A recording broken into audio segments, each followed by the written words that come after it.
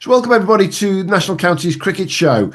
And as we come to the end of one competition, 50 over trophy won last week by Dorset in a fabulous final over at Chester Boughton Hall, beating Shropshire, we start the championship. And let's be brutal about this. This is the one that 99.9% of the players are really looking forward to. There's not a single NCCA player I've spoken to in the last couple of years, when you ask them the question, red ball, white ball, which one, the 3-day comp, 4-day in the final, is the one they all want to win. And it just shows you that you don't have to be an old fart like me. These youngsters still want to go after this red ball competition. So it's absolute delight to be joined by one of the coaches of the current joint champions. Berkshire drew with Staffordshire in the final at West Bromwich Dartmouth last season, and Berkshire have gone through a change. You know, Tom Lambert's gone, but we've got joined by the new Berkshire coach, but everybody at Berkshire bloody well knew him, to say the least, Mr. Bjorn Mordt. How you doing, mate? Yeah, good afternoon. Lovely to see you, Ian. Absolutely. As I say jokingly, everybody knew you. It's not an understatement. I mean, you are, since you came over to the UK all those many years ago, Berkshire and around that patch, that's your game, isn't it, basically? Yeah, I mean, I think I started playing in Berkshire 2003, made my debut then, and I've just, yeah, Tom Lambert said it a lot of times, like, if you cut us, through the middle, we both bleed Berkshire green. So I love Berkshire, always have done, obviously captained them.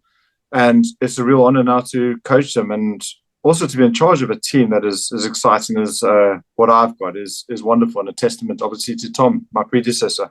Yeah, absolutely. I mean, they've had some great success over the last few years, and I would personally say it actually goes back to, was it 2011 when you won it? And it was sort of from then onwards, it's just started to pick up, and the whole sort of, what would you call it, the organisation has just reached new levels in the last 5 years then, hasn't it? Yeah, I mean, we won the 3-day or the 4-day comp in 2008, which was the first time in 53 years. So that was huge. And then we won the 1-day comp at Lords in 2011, which was my last trophy that I won as a player. And then obviously Tom came in as coach in 2013. And I think the strength of Berkshire Cricket is down to our pathway system. We've got an incredible pathway system, amazing youngsters. Our Neil Robinson, who runs our pathway, is unbelievable. And yeah, we are excited about the 3-day comp because we're going to blood a few more of our youngsters. Oh, I've got to ask the obvious question. Is that because one or two of the boys are getting a bit older as well now? No, well, actually, it's because we've probably done a decent job with them. So I think for the Devon game, Ben Salter will be with Hampshire Twos, right? And he is a youngster, so we need to find a replacement for him.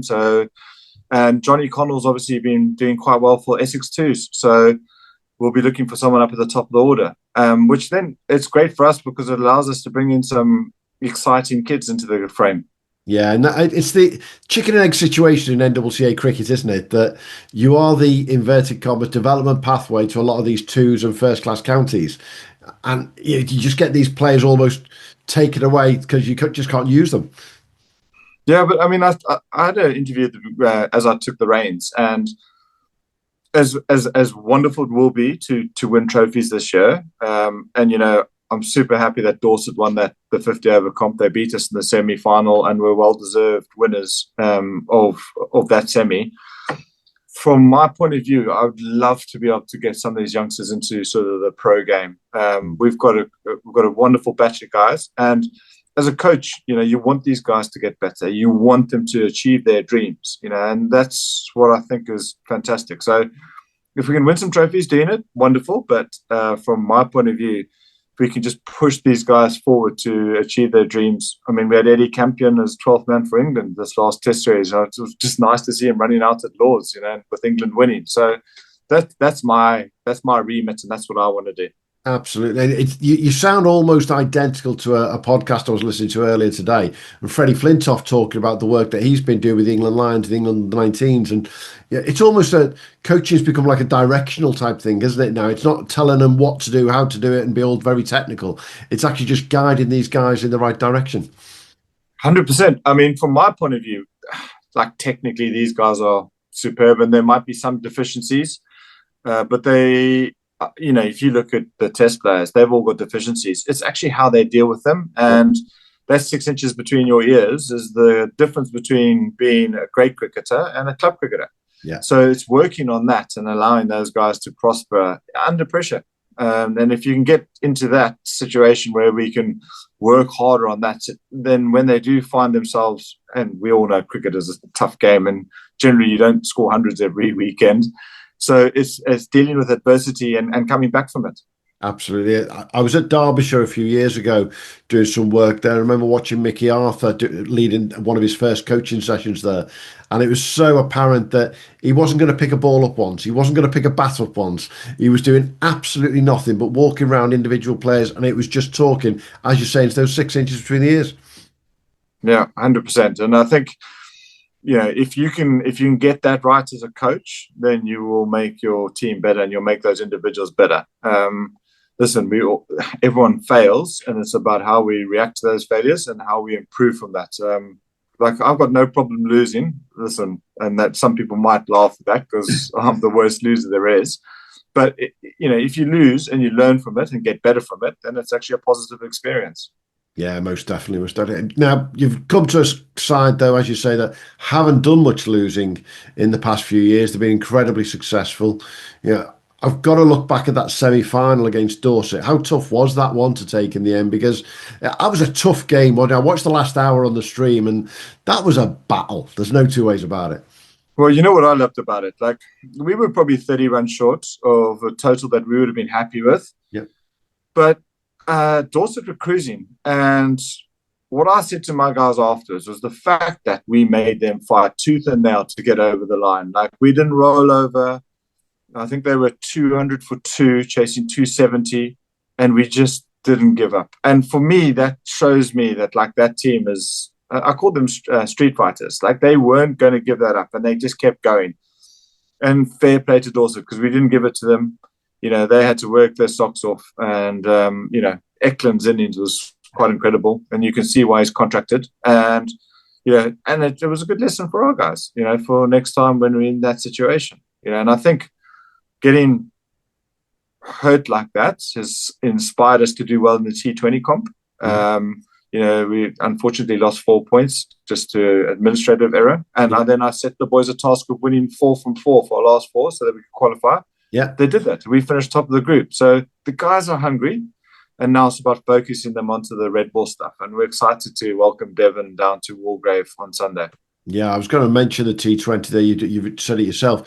I mean, you couldn't have come into this championship with a better run of fixtures than what you've done in the T20. I mean, you've literally been, I'm not going to say unbeatable because that's the wrong phrase to use in T20 in particular, but you've looked so bloody strong all the way through. What do you think's the key to that one for you? You know what? We've got some great players, but like, if you look at who's won our games, we've had all sorts of guys put their hands up at different times, and I think that's key. I think if you're a team that sort of dips into the well with one player all the time, and if he fails, then you're going to struggle. But we've had performances right through the board. All 11 guys that have played. I think we've got a squad of 13 that's played in the T20. We've moved around a bit, have all done their bit. Mm-hmm. So. I have to take my hat off to Dan Lincoln. He's been incredible as a captain. I think the T20 format is one of the hardest ones as a captain because the pace of the game. You've got to get your bowling spot on. The changes are incredibly important. And Dan's been brilliant at that. And, I'm excited for that Super 12s, but it's trying to refocus the boys now on to the longer format of the game, which, as you said at the beginning of the show, I agree with you. In my eyes, should be the pinnacle, the crown. You win that, and in my opinion, you're the best national county team because you can't fall asleep at any time in that 3-day stuff. You've got to be on it for 3 days. Yeah, and you're going to play 4 3-day games. That's 12 days. If you get to the finals, another 4 days, then 16 days where you've got to be on it for 3 sessions every single day. You've got to be on it all the way through to get to West Bromwich Dartmouth in the first place. How key is it for you, looking at the fixtures? I think I'm right in saying this. You play 4 weeks back to back. You don't have this bye week in the middle. I personally think it's a huge advantage, but it's certainly a look at the draw to a certain extent. I prefer it. I mean, you just get yourself into a rhythm. Otherwise, you lose the guys for a weekend, and anything can happen there. But we will have to make a few changes through the year, just availability. We've got a few older boys that are working, can't take the holiday, etc. But we've earmarked a couple of youngsters that are ready to step up. So it'll be exciting to see how they get on, because from my point of view, the red ball stuff will be an opportunity to give these guys a go. And hopefully they grasp it and grab that shirt. And we'll see more of them in the white ball stuff next year. Yeah, and I think what's been key for me watching from the outside in this year in particular, the strength of Berkshire's second 11 has been really good, really good. And you see players playing in the second 11 some of these games over the last few weeks who've actually been playing in the first 11 the previous couple of Sundays as well. So that strength in depth is still there, isn't it? Yeah, it is. And I think that's the key to Berkshire. We've got so many really good kids that are trying to knock the door down, and I think as a coach, it's brilliant, but you obviously have to have some hard conversations with people who are not going to make it, but or not make the match 12, etc. So at the moment, it's enjoyable, and I want that still to happen. I want the guys to be hungry, and we get in there. So this Devon game is important that we start on the right foot and get going straight away. Yeah, and I think Devon are one of those sides that. Yeah, I'm sure the guys who I know down there won't mind me saying, you don't know what's going to come from them.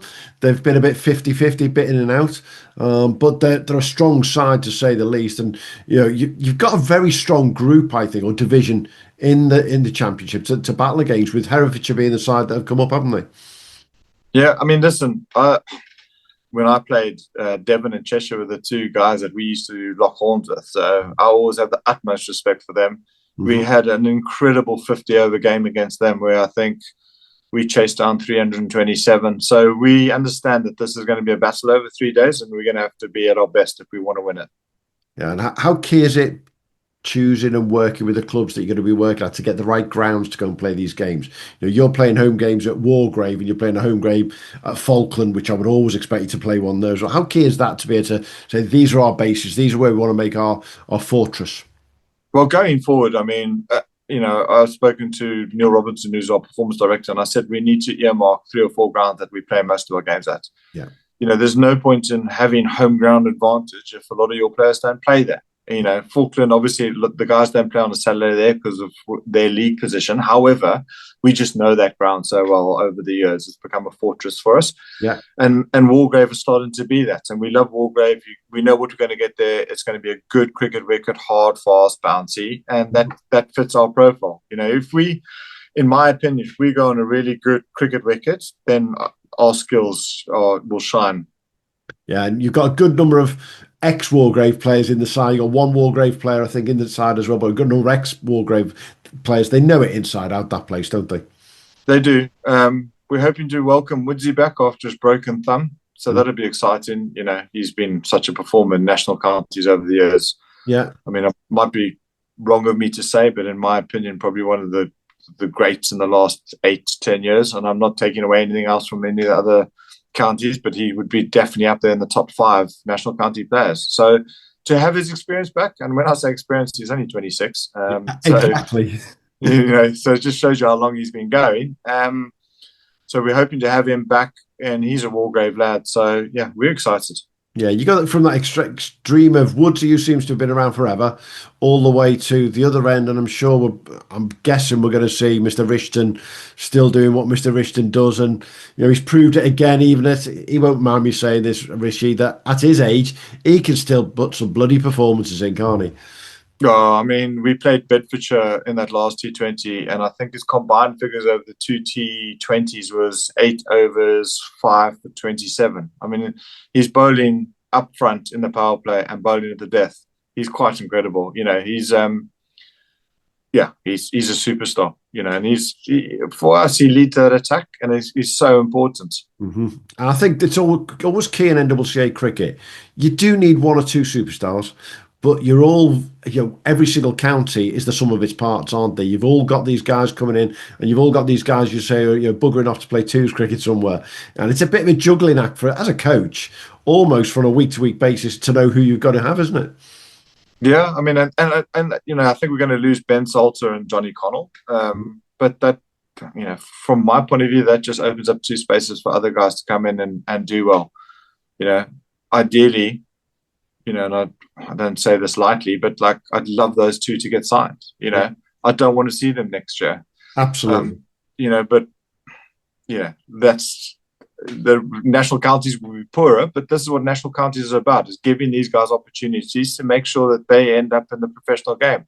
Yeah, definitely. I mean, I was one of the big supporters of Johnny Connell all through last year. Dan Lincoln and myself talked about it. No, we both commented last December he was our single favourite cricketer in the world, Johnny Connell, and we just couldn't believe he wasn't being looked at by one or two of these counties. So to see him going the way he's going with Essex at the moment, to see the way Ben's going down at Hampshire, there's got to be 2, 3, 4 of these in every single national county, hasn't there? Yeah, 100%. And this is why we coach. This is why we do it, to make sure these guys get those opportunities. Mm-hmm. And then the guys behind them need to come and do the job. So, and that's what we expect from them. And they've, I think young Connor Lambsdale will be making his debut for us, who's been on the Hampshire books. He's a Henley boy. Yeah, that'll be exciting for that young lad to come in and show what he can do for us. Absolutely. Got to ask you as a coach, how easy was that decision when you got asked to come and take over at Berkshire? Took 5 seconds. When I saw Lambie had left, we had a conversation, and I put my name in the hat. And I think 2 days later they said, "Yes, please come on." And you know what I was trying to say? I was trying to explain it to someone the other day. I don't miss playing cricket. But what I do miss is that dressing room and everything else. And when you're a coach, you get a bit of that. And obviously, they're all a lot younger. But, and you feel every ball, and you want every wicket to happen. But it's just wonderful to be back in the game that I loved so much, and trying to make a difference to some of these kids coming through. You must have watched that Freddie Flintoff one, because he said exactly the same this morning. I was listening to him. The joy of being in that dressing room around it, the Lions and the under-19s, being able to pick a player out of inverted commas nowhere and say, right, you're coming with us down to Australia with the Lions, or to play against India with the under-19s. And sometimes it's a player that the numbers don't necessarily stack up, but as a coach, you're seeing something in them, aren't you? You're saying, hey, come on, we can do something with this. Yeah, I mean, you look at, I'm not a big numbers man. I think character is one of the biggest things you can have, Mm-hmm. And I think if you get character and the brain right, then everything else falls into place. Yeah, it goes back to those 6 inches between those ears, doesn't it? Definitely. It's 8-9 years now since you played yourself full-time, inverted commas, a full season. You say you obviously miss the dressing room, but do you just miss playing full stop and going out there and strapping them on and away you go? Well, you say that. I mean, I live in Binfield, and I've been doing a bit of coaching there, and they've asked me to play a few midweek games. So I played about, I think it was 5 weeks ago, played in a 2020 game, opened the batting, did okay, got 46 of 30 balls. The next morning I could hardly walk. So I thought, you know what, so I think this is too much for me. Sounds like you and Richard Logan are in that same path, aren't you? You've had a good few years out of it, but if we get a chance, we're going to jump back in. Well, my boy's 12 at the moment. So, exactly the same as Richard Logan. Yeah, so he's at Binfield, so hopefully he comes through the levels there, and one day I'll put those whites back on and play in the 4s or the 5ths or whatever it is when he starts playing, and it'll be great to play with him. Absolutely. Let's go back to the very beginning. You had a great career when it came to Berkshire. You had a great club cricket career, and there's nothing wrong with having a fabulous club cricket career at the level that you played at, and to be able to play minor counties as it was back then before it became national counties. You played at the pinnacle for donkey's years there, didn't you? Yeah, I mean, listen, I was very lucky. I was at a great club at Henley for loads of years, captained them for 10 years. We won lots of home counties, Premier Leagues. And then I was with a bunch of boys that I captained at Berkshire, which was incredible. We were quite successful. To be honest, I think if we'd spent a little bit more time out the bars, we would have probably been more successful. I think we enjoyed ourselves a bit too much sometimes, especially on away trips. Yeah. But, I look back on my career, I won a 3-day comp. I won 2 one-day trophies and lost 1 final to Devon in 2008. So, hey, listen, if you can play at Lord's 3 times, it's how many people get to do that in finals? Well, you've played at Lord's 3 times more than I've actually been to Lord's, so that says a hell of a lot in the first place. And as a cricket nut, that people do find that quite strange. But you've got actually 2 List A bloody games on your books as well, because you did play the Cheltenham and Gloucester Trophy, as it used to be called. Yeah, that's right. I remember my first one was against Kent. I think Saggers got me out. I faced 20 balls and got 1. So it wasn't my best day. But the following year, we welcomed Gloucestershire to Reading. And I think I top scored with 43 or 44. And actually, to be honest, we should have won that game. Mm-hmm. We'd bowled really well. I think Lambert done really well in that game. And Nick Denning, blast from the past. And we'd restricted him to 187. And I think we were 120 for 3 or 4. Me and Julian Wood were going right. And then Upal Chandana just ran through us. And so it was a shame. Could have been a big upset if we'd got over the line there. But Absolutely. Those were great days. Yeah, I think the obvious question is how good would it be to see that style of competition again with the national counties playing against the first class, as we have seen this year with the women's game? I think we should do it. Yeah. You know, I don't know whether it's a first class thing and they're a bit worried for getting upset, but I mean, we'd be quite happy to go to their grounds and play. I know they don't like coming to us, but you know, we took a Berkshire team down to Sussex and Hove. They got 210 and we got 185. It was a good game, and it was all their blast players. You know, it wasn't a sort of mixed academy team. We can mix it with them and we can play. And I think if we are serious about national counties providing players for the first class thing, the more games we play against them every year, the more important it becomes for these guys to know what they need to get to in that level on playing on those surfaces. And I think I spoke to Paul Farbrace after the game. He said, well, it was an incredible game. He said, we'll have you down again next year. It doesn't have to be a showcase game. We loved it. It was a good test for our cricketers. You know, so why can't we be in the first round of the Metro Bank or whatever you want to call it, you know, and see where it goes. But I'm not sure the ECB will want to do that. But the challenge is in there, you know, or, you know, something like that. They deserve to be there. There's some great cricketers. Yeah, absolutely. You know, last year, a good number of the NCCA counties beat first-class counties in that last full round of showcase games as we had them. And this year, it's been slightly different with the showcase games. But like, I remember saying to friends of mine the day after you'd been down to Sussex, just look at that scorecard. Just look at that Sussex team. And that's when you'll see the strength of national counties. And you know, we all say this week in, week out on the show. National counties cricket is the best cricket you'll get to watch for free anywhere in the country on a Sunday, week in, week out throughout the year. And you guys prove it time and time again. No, I totally agree. You know, we're quite lucky. We get great support at Wargrave and Falkland. We get a lot of people through there. And you can see they enjoy it, especially that white ball stuff. It was very exciting. We had a few boys get hundreds. And I generally, when I walk around the boundary, there's a lot of supporters that go, geez, I can't believe the level of cricket. It is impressive, you know. And I think we need to be showcased more, and whether it's a competition or whatever, whoever wins the 50 over comp goes into the Metro Bank or whatever. I don't know. You know, something like that should happen. It'd be a great thing, wouldn't it? Yeah, most definitely. We love watching NCCA cricket for that reason. We know that we're going to see the Johnny Collins of this world, or the Tom Hinleys, who's now plying his trade for Worcester. They're going to come through.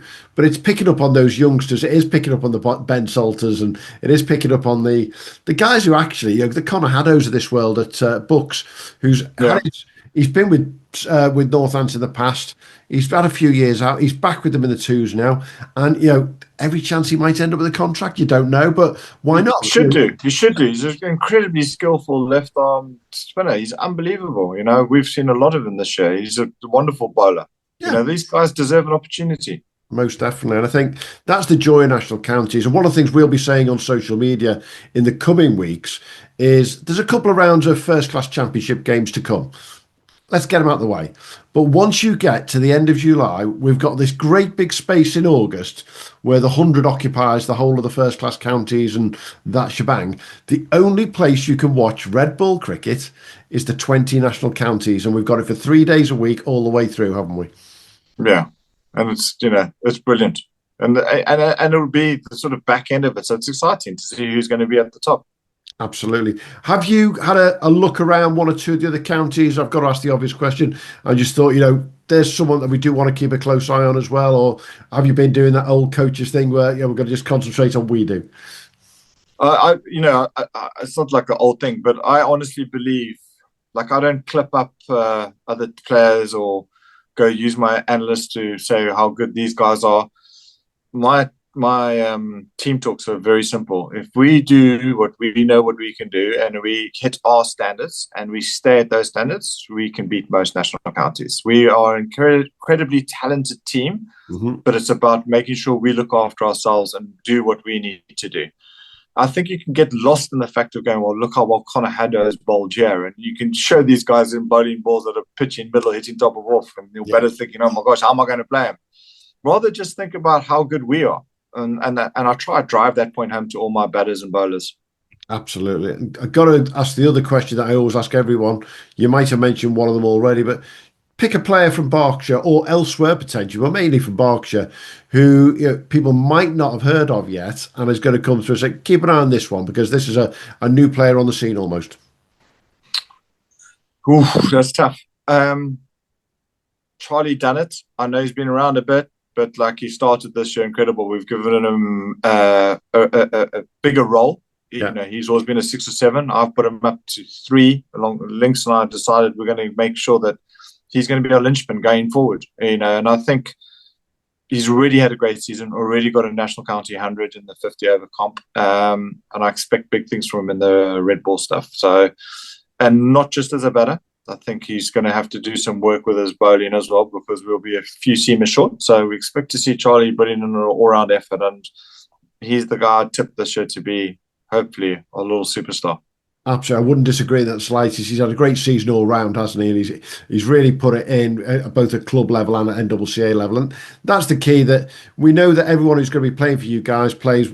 Generally, they all play on a Saturday. Generally, they all love that drive on a Saturday night, really do love it, to wherever they've got to go to the country. But when you've got a home game to start with, it makes it just a bit easier, doesn't it? Yeah, it does. Yeah, I remember whenever we started, if it was Cornwall, it's just that long drive on a Saturday night. So it's quite nice to be able to go for the first game. So we are excited. Yeah, most definitely. Hey, looking forward to it ourselves. Can't wait to see how things crack off from this Sunday.